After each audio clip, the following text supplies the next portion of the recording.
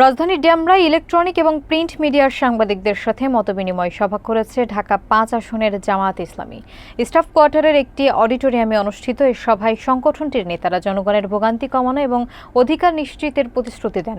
অনুষ্ঠানে প্রধান অতিথি ছিলেন জামায়াত মনোনীত প্রার্থী মোহাম্মদ কামাল হোসেন। মাকসুদুল হোসেন তুষারের প্রতিবেদনে থাকছে বিস্তারিত।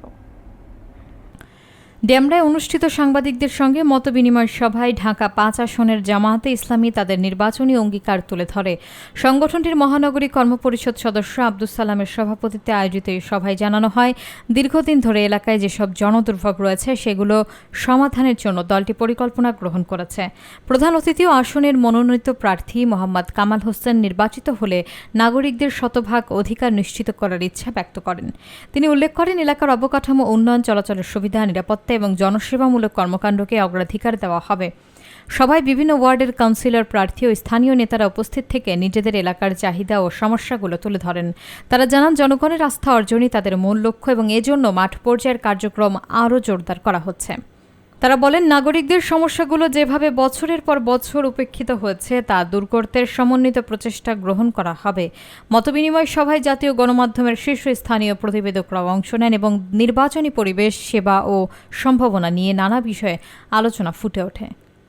নির্বাচন হবে ইনশাআল্লাহ, এবং সেই পরিচ্ছন্ন নেতৃত্ব যদি তুলে নিয়ে আসতে হয়, জনগণের প্রত্যাশা যদি এখানে বাস্তবায়ন করতে হয়, জনগণের ভোটের অধিকার যদি নিশ্চিত করতে হয়, সেই ক্ষেত্রে আমাদের পক্ষ থেকে দায়িত্বশীল আচরণ করতে হবে। আমরা যারা এখন ইলেকশন করছি, আমরা আমাদের প্রত্যেক জায়গা থেকে আমাদের কর্মী বাহিনী, আমাদের টোটাল লিডারশিপ সবাই দায়িত্বশীল আচরণ করছে।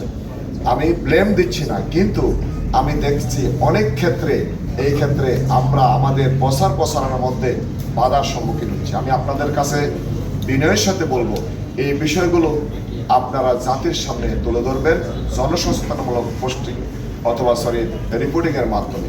আমরা আমাদের নাগরিক সুবিধা থেকে যদি আমরা বঞ্চিত হই, তাহলে কেন আমরা বৈষম্য বিরোধী আন্দোলন করলাম? কেন আমরা নতুন বাংলাদেশ